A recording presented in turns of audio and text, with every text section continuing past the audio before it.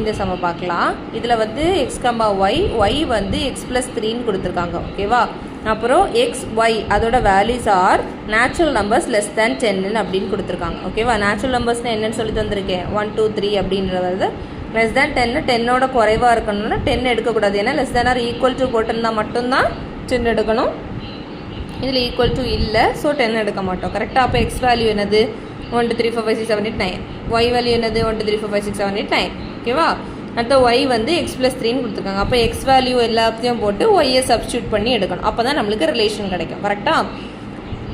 அப்போ அதை சப்ஸ்டியூட் பண்ணி பார்க்கும்போது நம்மளுக்கு ரிலேஷன் வேல்யூ கிடைக்கிது. எக்ஸ் ஒய் தானே எடுத்திருக்காங்க, எக்ஸ் ஒய் தானே எடுத்துக்கணும்னு சொல்லிக்க. அப்போ 1 4 2 5 3 6 4 7 5 8 6 9 7 10 8 11 9 12.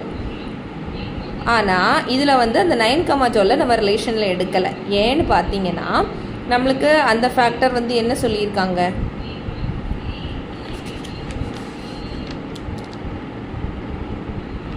ஆமாம், கரெக்ட். 9 12 அந்த ஃபேக்டரை வந்து ஏன் எடுக்கலைன்னா அது வந்து நம்மளுக்கு வந்து லெஸ் தேன் 10 வரைக்கும் தான் வரும்னு சொல்லியிருக்காங்க. கரெக்டாக?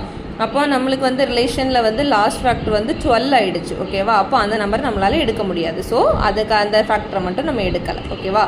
அடுத்த ஆரோ டயக்ராம் போடும்போது 1 to 9 வரைக்கும் தானே போடுவோம். 9 வரைக்கும் தான் இருக்கும். அடுத்த ஃபேக்டர் வராது. அப்போ 9 வரைக்கும் உள்ள ரிலேஷன் எல்லாம் போடணும். கிராஃப் வரையும் போது அதே மாதிரி தான் போடணும். இதில் என்னெல்லாம் ஆரோ டயக்ராமில் எதெல்லாம் மார்க் பண்ணியிருக்கோமோ அது மட்டும் தான் நம்ம ரோஸ்டர் ஃபார்மில் வரும்போது வரும். ஓகேவா?